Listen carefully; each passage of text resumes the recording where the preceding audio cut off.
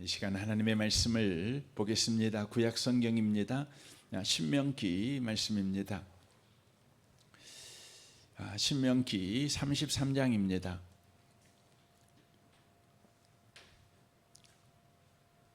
신명기 33장입니다. 20절과 21절 두 절 말씀을 보겠습니다. 20절과 21절입니다. 기록된 말씀을 같은 목소리로 읽겠습니다. 갓에 대하여는 일렀으되 갓을 광대하게 하시는 이에게 찬송을 부를지어다. 갓이 암사자같이 엎드리고 팔과 정수리를 찢는도다. 그가 자기를 위하여 먼저 기업을 택하였으니 곧 입법자의 분깃으로 준비된 것이로다. 그가 백성의 수령들과 함께 와서 여호와의 공의와 이스라엘과 세우신 법도를 행하도다. 아멘. 아멘. 이 밤에 오신 여러분들을 환영합니다. 이렇게 추석 명절이어서 예배에 오는 게 쉽지 않으셨을 텐데 또 이렇게 와주셔서 감사하고 하나님의 은혜가 여러분의 삶에 충만하시기를 주님의 이름으로 축원합니다. 오늘 본문 말씀은 갓에 대한 축복입니다. 갓에 대한 축복을 이렇게 하고 있는데 이 축복 가운데 가장 중요한 축복이 여기에 처음에 기록이 되어 있습니다. 갓을 광대하게 하시는 이에게 찬송을 부를지어다 이렇게 말합니다. 이것이 갓에게 허락한 가장 중요한 축복이다 이렇게 말씀을 드릴 수가 있습니다. 갓을 광대하게 하신 분, 그분은 이 갓의 축복에서 찬양을 받으셔야 될 분이라고 하는 것이죠.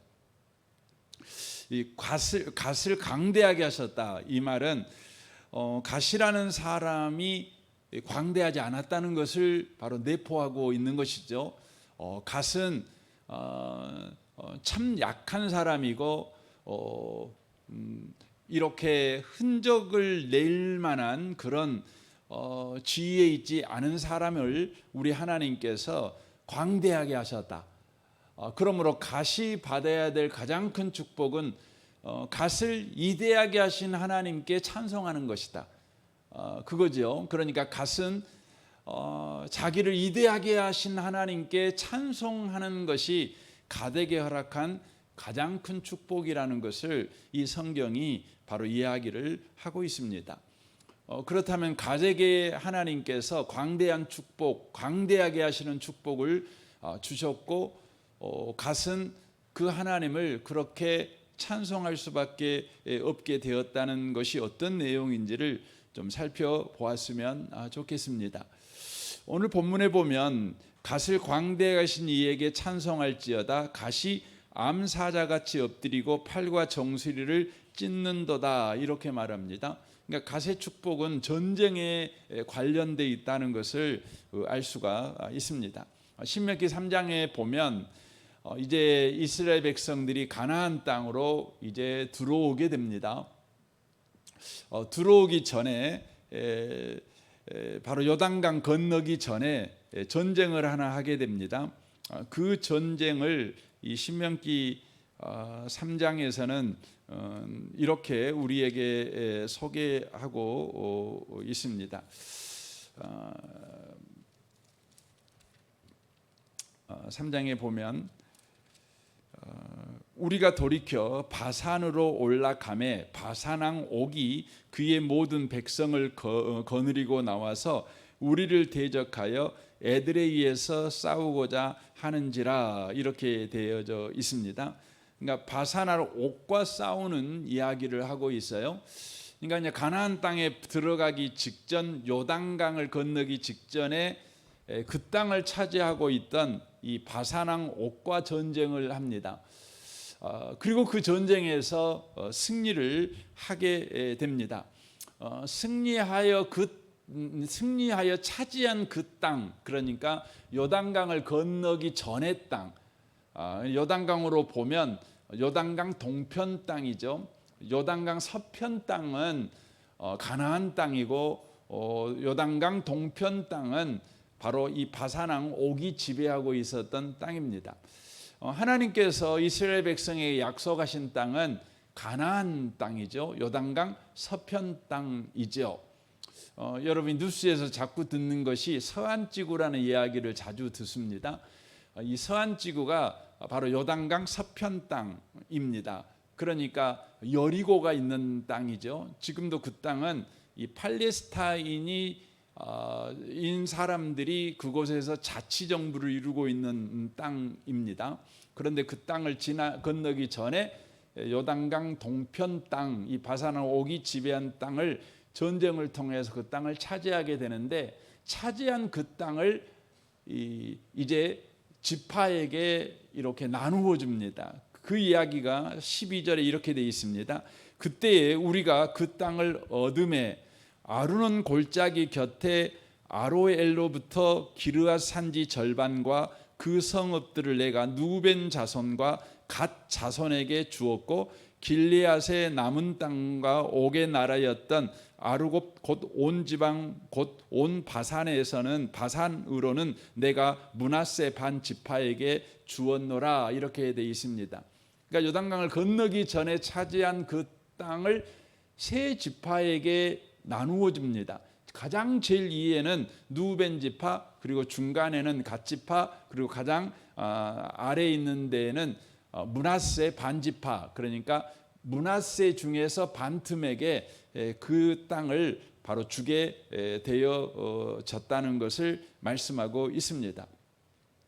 그러므로 갓 지파는 땅이 가나안 땅에 자기들의 유산이 있는 것이 아니라 이 바산악 옥이 지배하였던 그 땅에 바로 요단강 동편 쪽에가 갓 지파의 분깃이 바로 있게 되어진 것입니다. 그러므로 갓 지파 사람들은 가나안 땅으로 가서 정복 전쟁을 사실 할 동기가 없었습니다. 왜냐하면 이미 요단강 동쪽에가 유산으로 받은 땅이 있기 때문에, 그리고 가나안 땅에 들어가서 전쟁에 참여하여 승리할지라도 그들에게 보상으로 줄 땅, 그들이 보상으로 받을 땅이 없었기 때문에 그렇습니다. 그럼에도 불구하고 이 갓 지파 사람들은 요단강을 건너서 다른 지파가 그 땅을 차지할 수 있도록 가나안 족속을 쫓아내는 정복 전쟁에 바로 참여하게 됩니다. 참여하게 된 이유는 단 하나 이유밖에 없습니다. 신명기 3장 18절부터 읽겠습니다. 그때 내가 너희에게 명령하여 이르기를 너희의 하나님 여호와께서 이 땅을 너희에게 주어 기업이 되게 하셨은즉 너희의 군인들은 무장하고 너희 형제 이스라엘 자손의 선봉이 되어 건너가되 너희에게 가축이 많은 줄 내가 아노니 너희의 처자와 가축은 내가 너희에게 준 성읍에 머무르게 하라. 여호와께서 너희에게 주신 것 같이 너희의 형제들에게도 안식을 주시리니 그들도 요단 저쪽에서 너희 하나님 여호와께서 그들에게 주시는 땅을 받아 기업을 삼기에 이르거든 너희는 각기 내가 준 기업으로 돌아갈 것이니라 라고 말씀합니다. 그러니까 갓 지파하고 누벤 지파하고 므낫세 반 지파도 이제 전쟁에 참여하게 되는 것이죠. 이로 인하여 아직 땅을 유산으로 받지 못한 지파가 땅을 유산으로 차지하도록 돕는 것입니다. 그리하여 하나님께서 약속하신 약속이 바로 이스라엘 모든 지파에게 이루어짐으로 말미암아 안식을 얻게 되는 것이죠. 이 일이 이루어지게 되면 다시 요단 동쪽으로 건너가서 니들에게 준 기업을 차지해라 이렇게 말씀을 하시는 것이죠. 그것이 이제 오늘 본문 신명기 33장 21절에 있는 이야기입니다. 봐보십시오. 그가 자기를 위하여 먼저 기업을 택하셨으니 곧 입법자의 분깃으로 준비된 것이로다 이렇게 돼 있어요. 그러니까 그가 자기를 위하여 먼저 기업을 택하였다. 이것은 요단강을 건너가기 전에 먼저 요단강 동쪽에서 하나님께서 그들에게 기업으로 땅을 주신 것을 의미하는 것입니다. 근데 그 땅은 버려진 땅이 아니라 입법자의 분깃으로 준비된 땅입니다. 입법자의 분깃으로 준비된 땅이라는 말은 지도자에게 주려고 준비한 땅이라는 것입니다. 리더자에게 주려고 준비한 땅이라는 것입니다. 그러니까 이 말 안에가 뭐가 포함되어 있냐면 갓지파는 하나님께서 바로 리더로 세운 지파라는 것이에요. 그래서 리더가 마땅히 차지해야 될 분깃, 지도자가 반드시 차지해야 될 분깃을 먼저 갓지파가 받게 하셨어요. 그리고 그 다음에 어떻게 합니까? 그가 백성의 수령들과 함께 와서 여호와의 공의와 이스라엘과 세우신 법도를 행하였도다라고 말합니다. 그러니까 다른 지파들도 하나님이 약속하신 땅을 차지하도록 하나님의 뜻에 순종하는 그 일을 갓지파가 했다는 것이죠.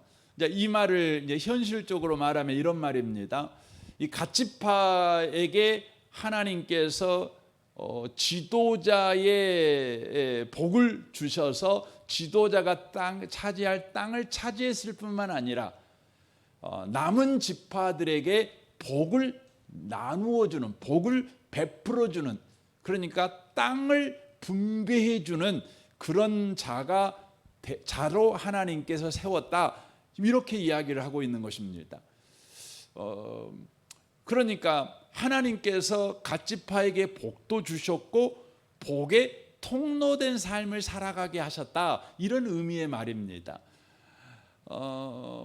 갓지파는 하나님으로부터 지도자의 복을 받아서 땅도 차지했을 뿐만 아니라 그 지도자의 역할인 복을 나누어 주는 그런 역할의 복을 받았다는 것을 의미하는 것입니다. 바로 이것이 하나님께서 갓지파를 광대하게 하신 것입니다. 광대하게 하신 것입니다. 그러니까 복받은 자로 머물지 않고 복을 배분하는 자, 복을 나누어 주는 자, 복의 축복권자의 지위까지 올라가게 하셨다. 이것이 갓지파에게 하나님께서 허락한 바로 광대하게 하신 복이다.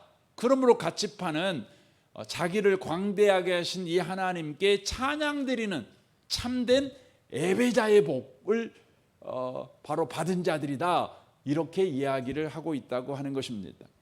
그렇다면 여러분, 갓지파가 대체 어떤 지파였기 때문에 복받은 자가 되었고 복을 배분하는 자가 된 것이 광대하게 된 것이라는 그런 복에 참여한 자가 된 것이라고 이야기를 하고 있을까요?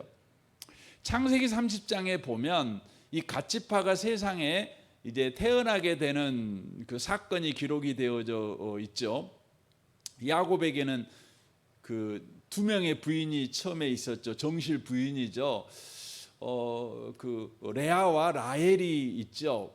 그 라헬을 야곱이 사랑했지만 레아와 그냥 이렇게 그 장인의 관계로 인해서 결혼을 하게 되었죠. 그런데 라헬은 아이를 갖지 못하지요. 근데 레아만 아이를 갖지요. 4명을 연달아 납니다. 그러니까 라헬이 그냥 미칠 지경인 거죠. 그래서 어떻게 합니까? 자기의 시녀 비라를 자기 남편 야곱에게 줍니다. 그래서 거기에서 자녀가 둘이 더 태어납니다. 둘이 태어나는 것이죠. 그래가지고 라헬이 기고만장합니다. 그러니까 레아가 어떻게 합니까? 자기의 시녀인 또 실바를 야곱에게 줍니다. 야곱에게 줍니다. 그러니까 야곱은 지금 레아를 통해서 4명의 아들이 나왔고 라헬의 시녀 비라를 통해 2명이 낳았죠. 그러니까 총 몇 명이 이미 있나요? 6명이 이미 있잖아요. 그런데 그 라헬이 기고만장하니까 그리고 자기가 4명이나 낳았는데도 야곱은 자기를 진심으로 사랑하지 않는 거죠. 그러니까 얘를 더 낳아야 되겠다고 생각해 갖고 자기의 시녀 실바를 야곱에게 줍니다. 그래갖고 애를 낳습니다. 그것이 창세기 30장 10절에 기록되어 있죠. 레아의 시녀 실바가 야곱에게서 아들을 낳음에 레아가 이르되 복되도다 하고 그의 이름을 가시라 하였으며라고 되어 있습니다. 복되다라는 뜻이지만 그래서 가시라고 이름을 지었지만 이 갓은 야곱의 7번째 아들로 태어나요. 7번째 아들로 태어나죠. 그리고 그는 정실 부인에게서 태어난 자가 아니라 시녀에게서 태어난, 우리로 말하면 서자죠. 서자죠. 그러니까 아들로 인정을 받지 못하는 그런 신분으로 이 땅에 바로 태어난 바로 존재라고 하는 것이죠. 여러분 동양 문화권은요, 우리나라나 여러분 그 중동 지역이나 그런 부분에서는 거의 엇비슷합니다.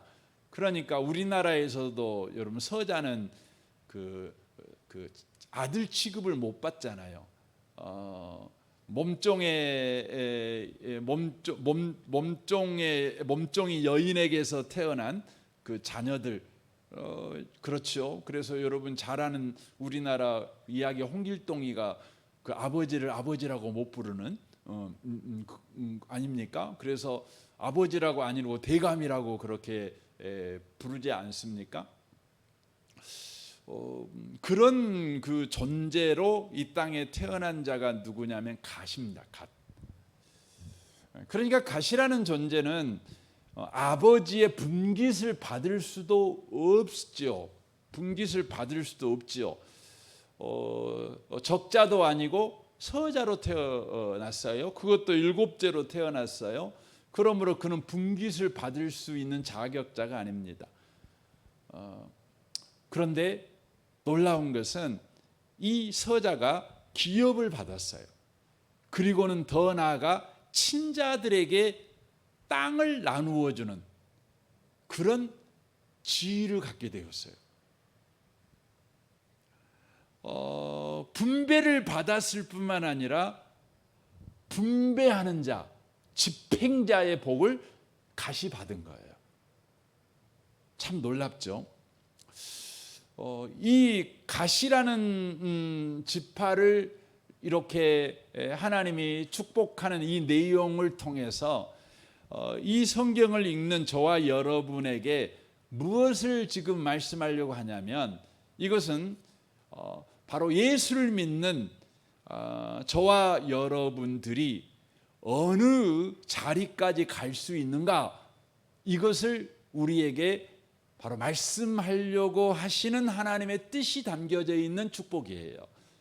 그러니까 갓지파가 역사적으로 이런 복을 받았다, 이걸 가르쳐 주지요. 이건 역사적 사실이지요. 그런데 하나님께서 역사적 사실을 우리에게 가르쳐 주는 이유는 바로 예수 안에 있으면 우리가 어떤 자리까지, 어떤 지위까지 올라갈 수 있는가, 이것을 저와 여러분에게 말씀하시기 위함이라는 것을 기억하셔야 돼요. 우리는 각과 같이 서자의 자리에 있는 자와 같지요. 우리는 별 볼 일 없는 자와 같지요. 유명한 자도 아니지요. 뛰어난 자도 아니지요. 성경, 신약 성경대로 이야기를 하면 우리는요, 마귀를 쫓아가는 어둠의 자식들이에요. 그런데 우리가 예수 믿었잖아요. 예수 믿으니까 어떤 일이 벌어지게 되었냐면, 저와 여러분이 하늘의 신령한 복을 받은 자가 됐어요. 그것도 놀라운데 하늘의 신령한 복을 또 다른 사람들에게 나누어 주는 자가 됐다는 거예요. 나누어 주는 자가 됐다는 거죠. 그러니까 복을 받는 자일 뿐만 아니라 복을 집행하는 자, 복을 바로 유통하는 자의 자리까지 가는 자가 되었다고 하는 것입니다. 아브라함이 그렇죠. 우리가 믿음의 조상이라는 아브라함, 믿음의 조상이라는 것은 샘플을 이야기하는 것입니다. 하나님께서 믿음을 갖게 한 자들을 갖게 하기 위해서 하나님이 그들의 인생에 어떤 일을 하고 그 믿음을 가진 자를 하나님께서 어느 자리까지 높이시는가, 이것의 샘플이 누구냐면 여러분 아브라함입니다. 하나님은 아브라함을 부르시죠. 여러분 아브라함이라는 사람은 갈대아 우르라고 하는 곳에서 태어난 사람입니다. 갈대아 우르는요, 일반 역사에서도 그렇게 가르치는데 도시 문명, 그러니까 이 도시 문명이 만들어진 가장 오래된 도시 중에 하나가 어디냐? 그러면 우르입니다. 우르. 갈대아 우르. 이 갈대아라는 건 수메르라는 뜻입니다. 그러니까 수메르 문명권 아래에 있는 수메르 문명의 수도가 우르였어요. 우르. 그 역사학자들이 이렇게 이야기를 해요. 이건 예수 안 믿는 사람들이 하는 역사 이야기인데 제가 그 역사 강의를 들으면서 여기까지 일반 세상의 이 고고학에서는 그 인정하고 있구나, 발견했구나, 이렇게 생각이 드는데 그 기원전 4000년이죠. 4000년. 4000년 전에 갑자기 이 중동 지역에, 그러니까 유프라테스 티그리스 강, 우리가 소위 이 유프라와 티그리스 강 이 사이에 문명이 만들어져요. 그래서 그 사이에 이 문명을 갖다가 우리는 메소포타미아 문명이라고 이야기하지 않습니까? 근데 그 메소포타미아 유역에 갑자기 도시들이 엄청나게 세워진다는 거예요. 도시들이. 그럼 기원전 4000년이면 이제 우리가 갖고 있는 성경으로 보면 어느 때냐? 바벨탑 사건 이후를 이야기해요. 그러니까 바벨탑 사건 이후에 흩어진 자들이 바로 모여서 도시가 이렇게 건설되는 거죠. 도시가 세워지는 거예요. 근데 일반 세상은 성경의 역사를 믿지 않으니까, 그런데 왜 갑자기 4000년 전에 이 메소포타미아 문명 속에서 도시가 갑자기 이렇게 기하급수적으로 세워졌는가? 갑자기 없던 기하가 갑자기 생겨난 거예요. 그 이유를 설명을 못하죠. 하지만 성경을 아는 우리들은 그 이유를 설명하죠. 바벨탑 사건 이후에 각 언어가 흩어지니까 언어별로 사람들이 모여서 여러분 집단 생활을 하는 것이죠. 도시화가 바로 이루어지는 것이죠. 그 중에 한 도시가 어디냐면 우르입니다. 근데 우르는 갑자기 생겨난 수많은 도시 가운데 가장 여러분 강력한 도시였어요. 강력한 도시였어요. 그래서 갈대아 우르에서 발굴을 해보면 뭐가 나오냐면 이 상하수도가 아주 잘 정비가 돼 있대요. 상하수도가. 여러분 도시가 건설되려면 여러분 상하수도가 중요해요. 깨끗한 물이 들어와야 되고 더러운 물이 바르게 처리가 돼야 돼요. 안 그러면 여러분 전염병으로 죽는 거죠. 그러니까 그 찬란했던 여러분 아테네 문명이요, 갑자기 망합니다. 갑자기 아테네 문명이 여러분 아테네는 페르시아도 이긴 대단한 여러분 나라입니다. 근데 그 나라가 갑자기 사라져 버려요. 역사 속에서. 그 이유가 뭐예요? 그 이유가 뭐냐면 바로 이 살로 이렇게 끓이면 없어지고 살로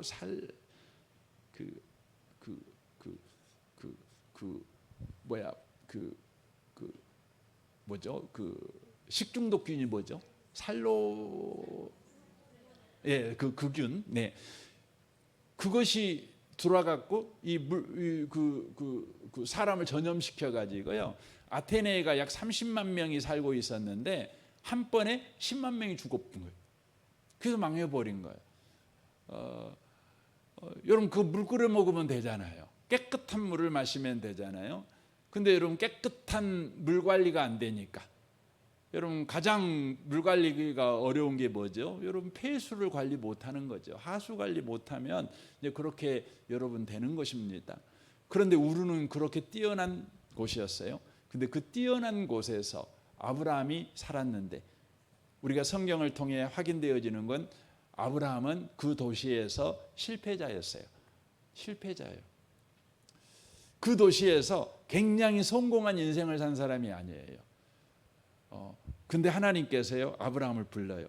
불러가지고 아브라함에게 뭐라고 말하죠? 창세기 12장에 보시면 2절부터 보면 이렇게 돼 있죠. 내가 너로 큰 민족을 이루고 내게 복을 주어 내 이름을 창대하게 하리니 너는 복이 될지라. 너를 축복하는 자에게는 내가 복을 내리고 너를 저주하는 자에게는 내가 저주하리니 땅의 모든 족속이 너로 말미암아 복을 얻을 것이라 하신지라 라고 돼 있어요. 실패하는 인생을 살고 있는 아브라함에게 하나님께서 찾아오셔가지고 뭐라고 약속하냐면 내가 너를 복이 되게 만들겠다. 내가 너를 복받은 자가 되게 만들 거야. 그뿐만 아니라 너를 통해 모든 민족이 복을 받게 만들 거야. 이렇게 말씀하셔요. 이게 누구에게 허락한 복이에요? 갓지파에게 허락한 복이에요. 그러니까 갓지파는 하나의 지파에게 허락한 복을 이야기하려고 하는 것이 아니라 이것은 예수 믿는 자들이 어떤 복을 받느냐를 바로 보여주고 있는 바로 메시지라는 것을 저와 여러분이 기억할 필요가 있다고 하는 것이죠. 우리가 주일날 바울에 대해서도 들었죠. 여러분 바울은 은혜 받은 자잖아요. 은혜가 나를 나되게 한 거죠. 바울을 바울되게 한 건 하나님의 은혜지요. 그러니까 그 은혜가 바울을 어디만큼 어느 자리까지 그를 끌어올렸는가 우리가 주일날 통해서 확인했잖아요. 그 부분을 직접적으로 고백하는 게 디모데전서 1장 12절입니다. 한번 봐보십시오.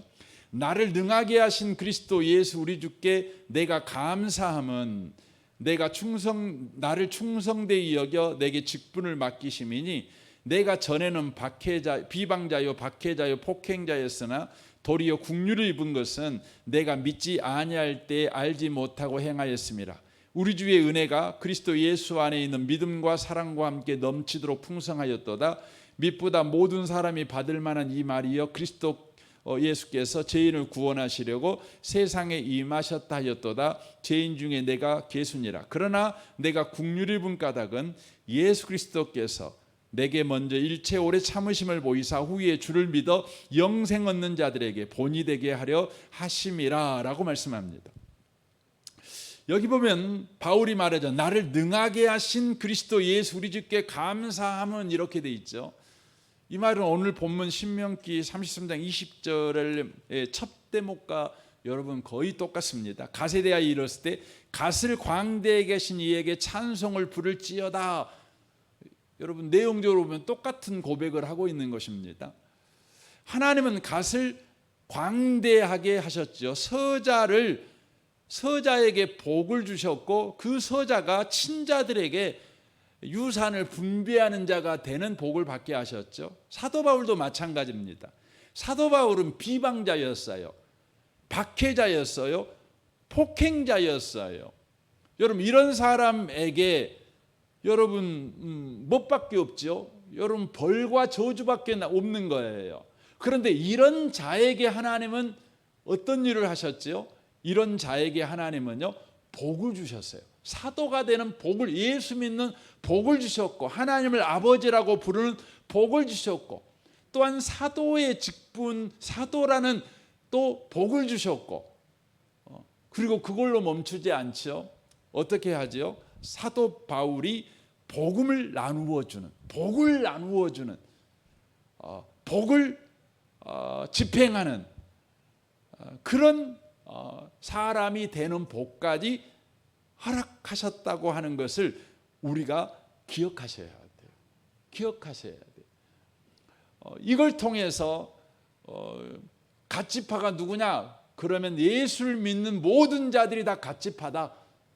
네가 비록 서자, 갓과 같이 서자고 아브람과 같이 도시에서 실패한 자고 바울처럼 너의 과거가 부끄러운 과거일지라도 네가 예수 안에 있다면, 하나님의 은혜 안에 들어와 있다면, 너는 하나님께서 광대하게 만들었던 갓처럼 아브라함을 복이 되게 하고 복의 통로가 되게 하였던 아브라함처럼, 또한 박해자를 사도로 삼으셔서 복의 전달자로 삼았던 그 바울처럼 너의 인생도 그러한 복을 하나님으로부터 받게 될 것이다.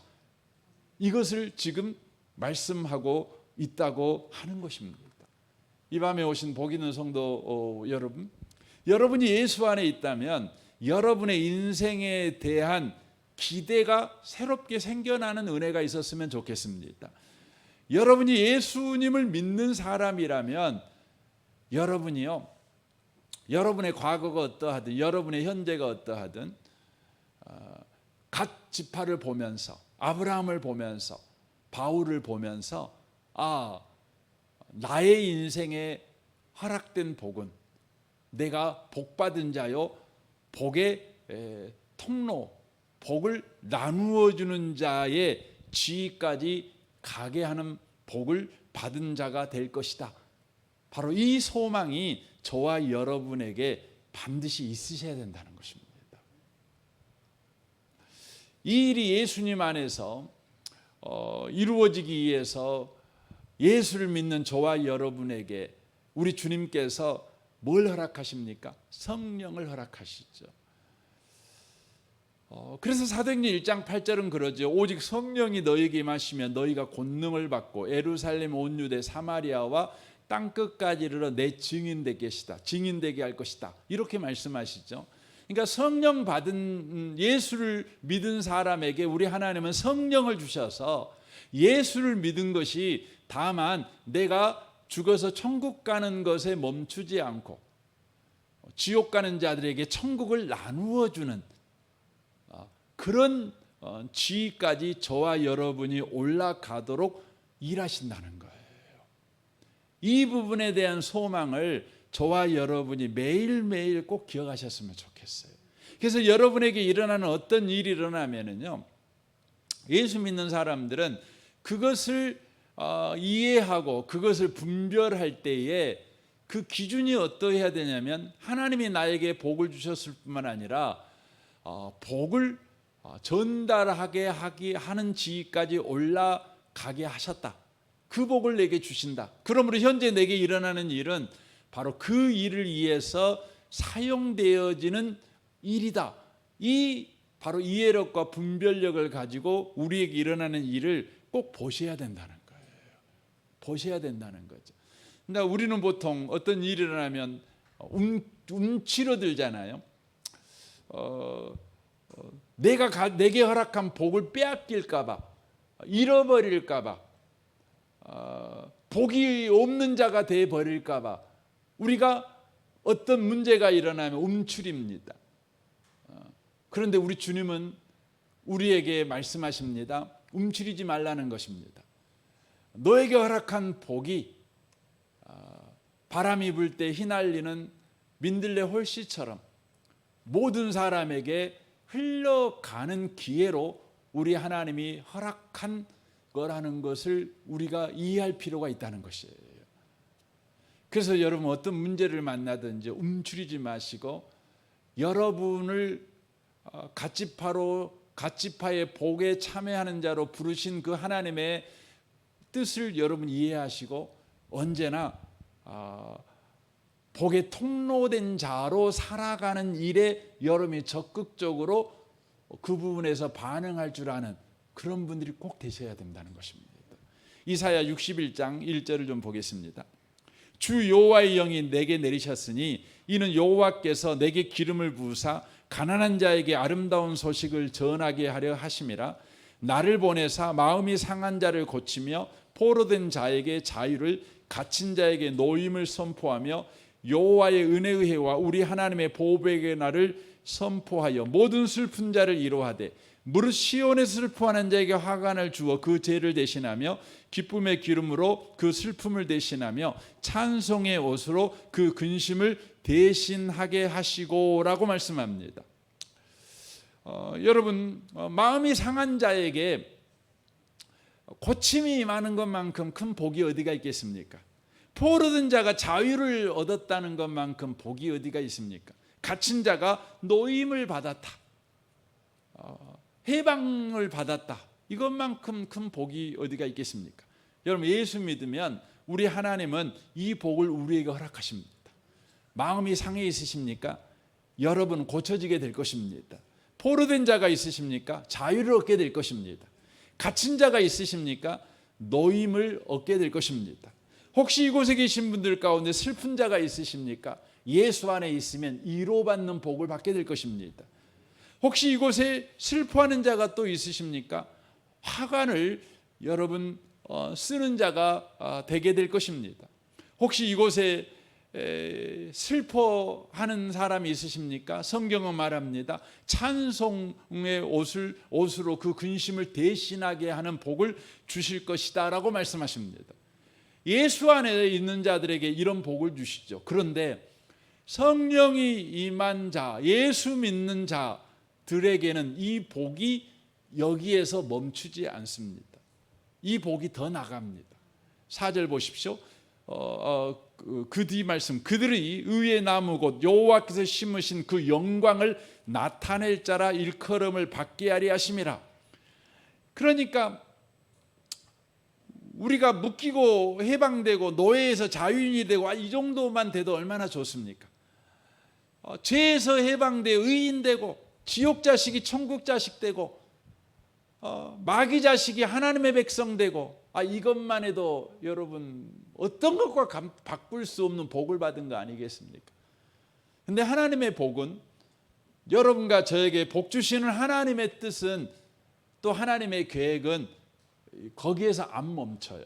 더 나갑니다. 뭐라고 말합니까? 그 영광을 나타낼 자라, 그 영광을 나타낼 자라 일컬음을 받게 하는 데까지 간다는 거예요. 그러면 그 영광을 어떻게 나타냅니까? 4절 보십시오.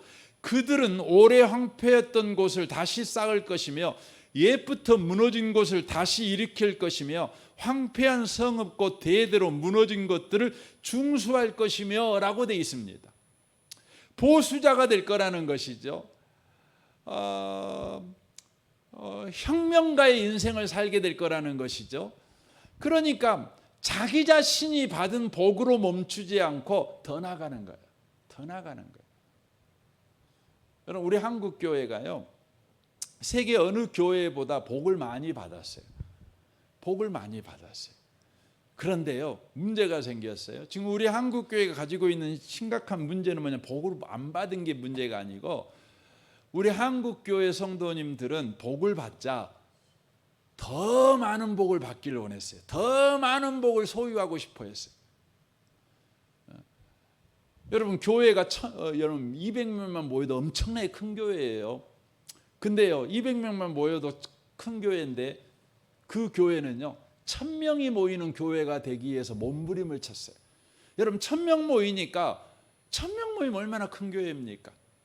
근데 여러분, 10,000명이 모이는 교회 되려고 엄청 애를 써요. 우리 한국교회 그래 왔어요. 커야 뭔가 더 큰 일을 할 수 있다고.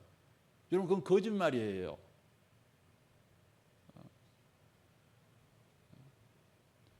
여러분, 한국교회는 그래 왔다니까 지금까지. 여러분,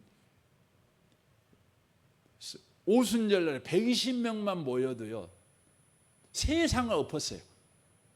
여러분, 120명이 아니에요. 120명도 엄청 많은 거예요. 여러분, 안디옥 교회는요 몇 명 모였냐?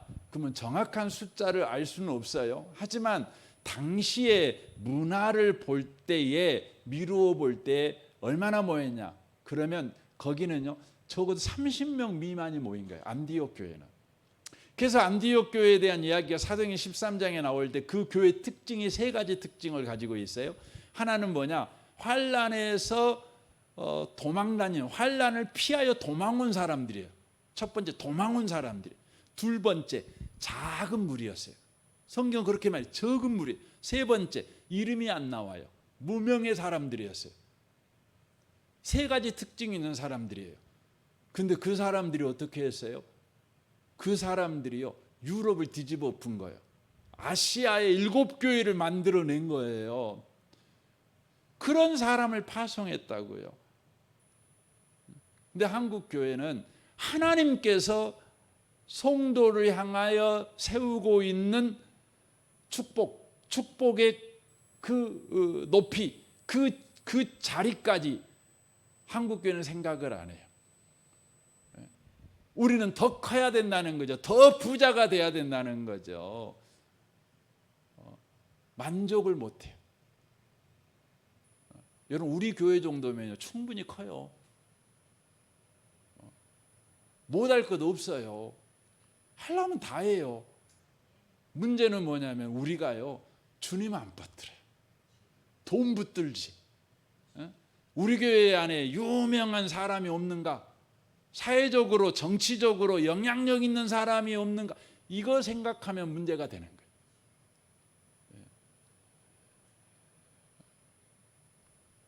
주님은요, 저와 여러분들을 마귀의 자식에서 하나님의 백성 만들어 놓고 난 다음에 뭐 하기를 원하셔요? 그 영광을 나타내는 자. 그래서 여러분, 무너진, 오래 황폐하였던 걸 다시 쌓으며 옛부터 무너진 걸 다시 일으키며 황폐한 성읍을 다시 중수하는 자가 되게 만드는 것이죠. 그래서 보십시오. 외인은 서서 너희 양떼를 칠 것이요 이방 사람은 너희 농부와 포도원 지기가 될 것이나, 그렇게 되어 있어요. 그러니까 하나님은요, 예수 믿는 사람들이 그런 역할을 하도록, 여러분, 예수 밖에 있는 사람들을 예수 믿는 사람들을 먹고 사는 일에, 그 일에 충성하게 하는 일에 여러분 다 쓰게 만든다는 거죠. 여러분, 이런 건 이런 것과 똑같아요. 여러분, 대한민국이라는 나라가 부유하게 되니까 여러분 어떻게 돼요? 예수 믿는 사람들이 이로 인하여서 여러분 복음을 전할 수 있는 거예요. 여러분, 옛날에는 우리나라 선교사님들이 어디 나라 가더라도 대한민국에 왔다 해서 몰라줘요. 근데 요즘은 대한민국에서 왔다 그러면 어느 나라나 환영하죠.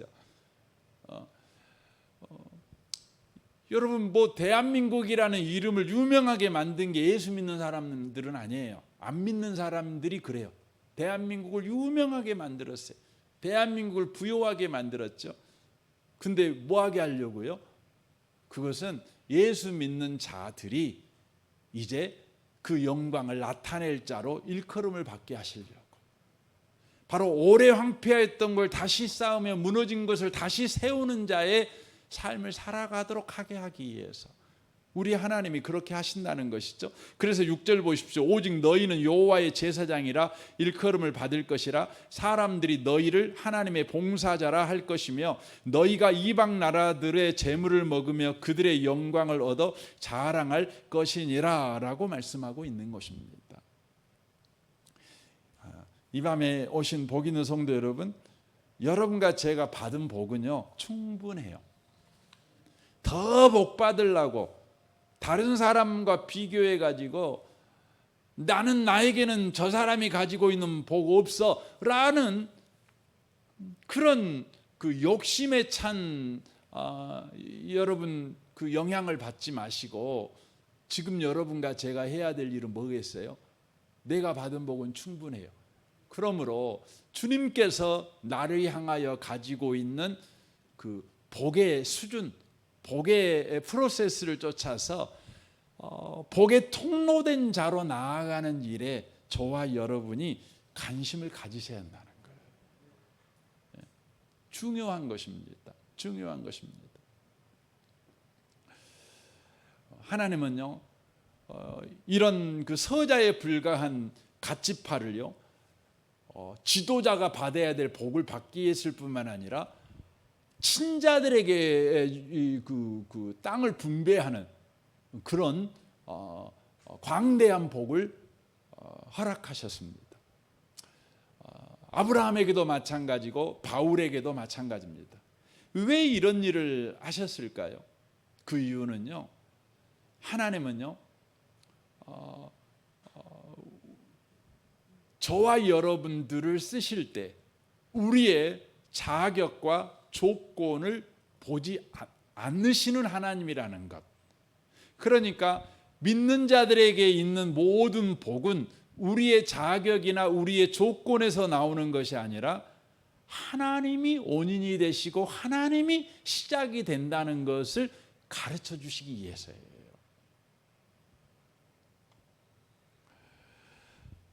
아브라함이 복을 받았던 걸 보면 아브라함에게는 원인과 조건이 없어요. 바울이 복을 받은 걸 보잖아요. 그래도 바울에게는 원인과 조건이 없어요. 원인과 조건이 없어요. 오직 하나님에게만 원인과 조건이 있어요. 그래서 우리가 디모데전서 1장 12절을 다시 한번 봐보세요. 나를 능하게 하신 예수 그리스도 우리 주께 내가 감사함은 나를 충성되이 여겨 내게 직분을 맡기심이니 라고 돼 있어요. 이 사울이었던 바울을 그렇게 영광스러운 자의 자리에 앉게 하신 것은 하나님이 바울을 충성되이 여겼기 때문이다. 이렇게 성경이 이야기하죠. 이 충성되이 여겼다는 말은 충성된 것을 충성되게 인정했다, 그런 말이 아니에요.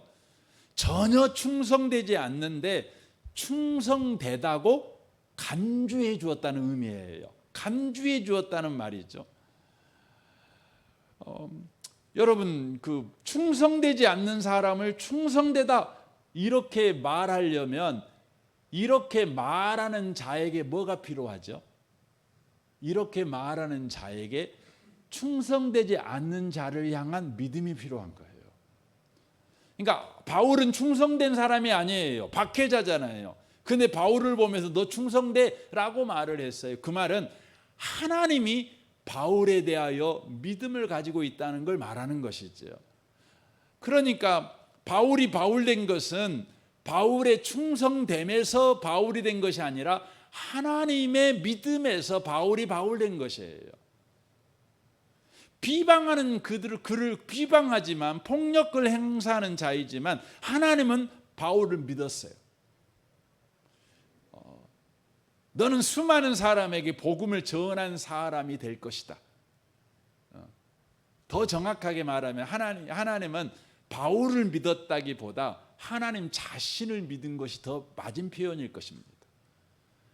하나님은 저런 핍박자, 박해자도 반드시 열방을 다지며 복음을 증거하는 사람으로 만들어낼 자기 자신을 믿으신 거예요.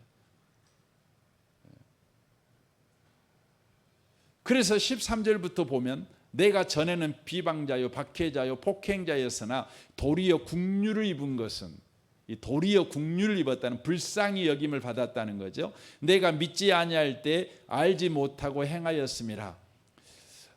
우리 주의 은혜가 그리스도 예수 안에 있는 믿음과 사랑과 함께 넘치도록 풍성하였도다. 거기 그렇게 돼 있죠. 그러니까 충성되이 여긴 것의 원인, 충성되게 여겼던 내용이 뭐냐? 그러면 우리 주의 은혜가 그리스도 예수 안에 있는 믿음과 사랑과 함께 넘쳤어요. 그래서 15절 보십시오. mit보다 모든 사람이 받을 만한 이 말이요 그리스도 예수께서 죄인을 구원하시려고 세상에 임하셨다 하였도다. 죄인 중에 내가 개수니라. 내가 국류를 입은 까닭은 예수 그리스도께서 내게 먼저 일체 오래 참으심을 보이사 후에 주를 믿어 영생 얻는 자들에게 본이 되게 하려 하심이라 라고 말씀하십니다. 이 밤에 오신 복 있는 성도 여러분, 여러분을 향한 하나님의 약속, 또 예수 안에 있는 자에게 허락된 하나님의 복, 우리가 복받은 자가 될 뿐만 아니라 복의 유통자, 복의 배분자, 복의 통로된 인생이 되는 복까지 받았다는 것, 근데 그 복이 바로 나의 어떠함과 나의 조건에서 나온 것이 아니라 오직 하나님에게서 나온 것이라는 걸 우리가 놓치시면 안 돼요.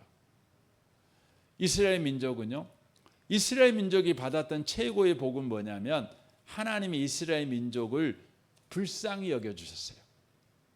긍휼히 여겨주셨죠. 그래서 이스라엘 백성이 바로 애굽에서 구원을 받았고 자유인이 되었고 모든 민족의 제사장 나라가 되는 바로 복을 받았어요.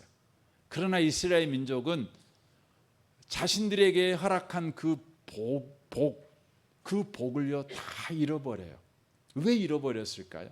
잃어버린 이유가 뭐냐면 바로 그들은 자신들에게 허락된 복이 하나님의 긍휼하심, 하나님의 불쌍히 여겨주심 때문이라는 것을 놓쳐버렸어요. 자신들이 예배 잘 드리고 자신들이 기도 많이 하고 자신들은 다른 민족이 갖고 있지 않은 율법책을 가지고 있고 안식일을 잘 지키고 절기도 잘 지키고 헌금도 제대로 하고, 그러니까 자신들이 하나님에게 사랑받을 짓을 하니까 하나님의 사랑이 여전히 자기들에게 부어졌다고 생각을 했어요. 여러분, 그래서 역사 속에서 이스라엘 민족이 복을 다 잃어버리고 그 고통을 당하는 거예요. 여러분과 저도 마찬가지예요. 저와 여러분이 예배 드리죠. 예배 잘 드려야 됩니다. 기도 잘해야 됩니다. 하지만 예배 잘 드리고 기도 잘하고 헌금 잘하고 이것은 복 받는 조건이 아니에요. 복 받는 조건이 아니에요. 그것 잘해갖고 복 받은 것이 아니에요. 복은요 오직 하나님이 우리를 불쌍히 여겨주셨기 때문에, 긍휼히 대해주셨기 때문에. 그럼 우리가 예배 내드려야 됩니까? 하나님이 나를 긍휼히 여겨주셨다는, 나는 하나님에게 긍휼히 여김을 받은 자라는 신앙 고백이 뭐냐? 예배예요. 예배. 그리고 기도이죠. 또 헌금 생활이죠. 뭐 교회 봉사일 수도 있지요. 뭐 전도하고 선교하고 이런 것일 수도 있겠지요. 나는 하나님의 불쌍히 여겨주심, 하나님의 불쌍히 여겨주심이 없으면 난 하루도 살아갈 수가 없는 자입니다. 이것을 저와 여러분이 고백하는 거죠. 신앙으로 고백하는 거죠. 이 밤에 오신 복 있는 성도 여러분, 오늘 갓 지파에게 허락한 복을 우리가 살펴보면서 다시 한번 예수님 안에 있는 여러분이 어떤 복을 받을 것인가, 이 부분을 다시 한번 확인하는 시간이 되었으면 좋겠습니다. 그리고 더 나아가 이 복은 하나님이 은혜로 허락한 거라는 거, 이걸 다시 한번 확인하면서 하나님 그렇습니다. 내 인생에 하나님의 은혜가 없다면, 하나님이 불쌍히 여겨주심이 없다면 내 인생은 단 하루도 존재할 수가 없습니다. 내가 매일매일 내 인생에서 가장 내 인생에게 이대한 일을 하기를 원합니다. 그것은 하나님의 긍휼이 필요한 자라는 걸 늘 인정하기를 원합니다. 주여 나를 불쌍히 여겨 주옵소서. 이 기도가 쉬지 아니하는 그런 은혜를 허락하시옵소서. 여러분과 저에게 있으시기를 주님의 이름으로 축원합니다. 아멘. 우리 같이 이 시간 기도하겠습니다.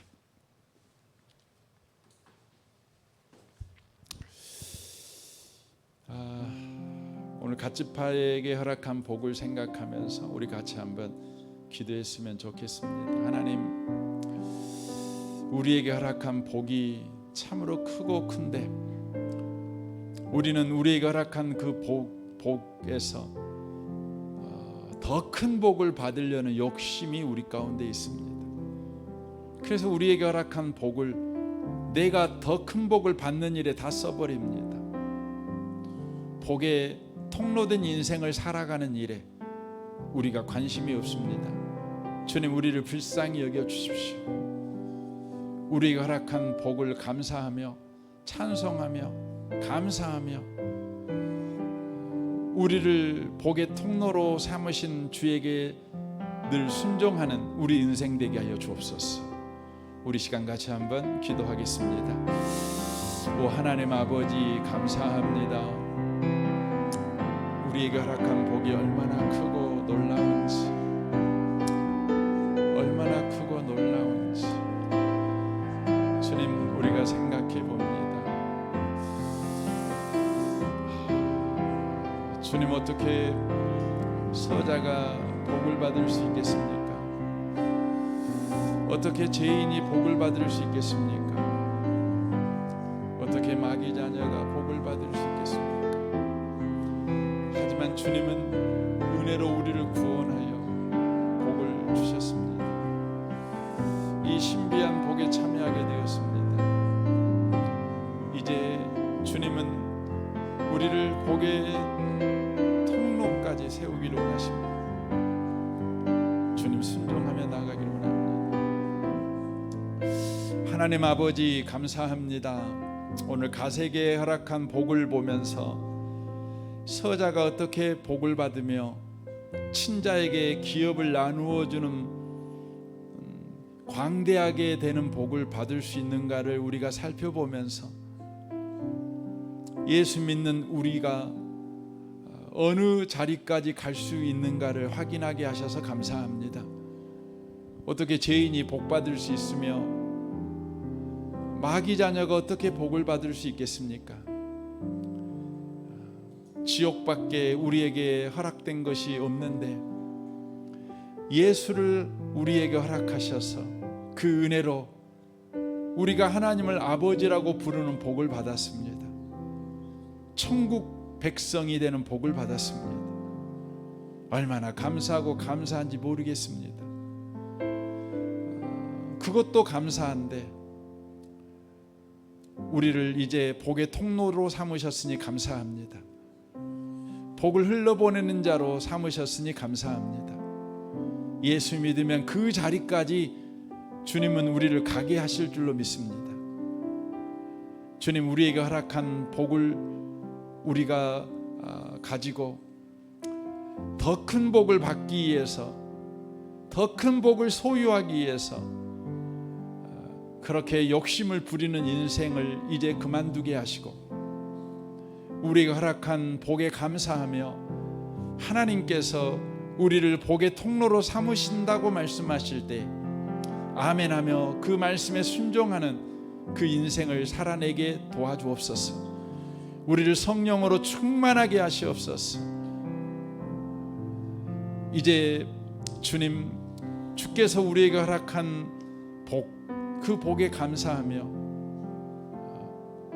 복의 집행자, 복의 유통자로서의 인생을 살아가도록 주여 우리가 계속해서 하나님의 은혜 가운데 또 은혜가 필요한 자라는 걸 인식하며 또 고백하며 그렇게 살아가도록 축복하여 주옵소서. 예수님의 이름으로 기도합니다. 아멘.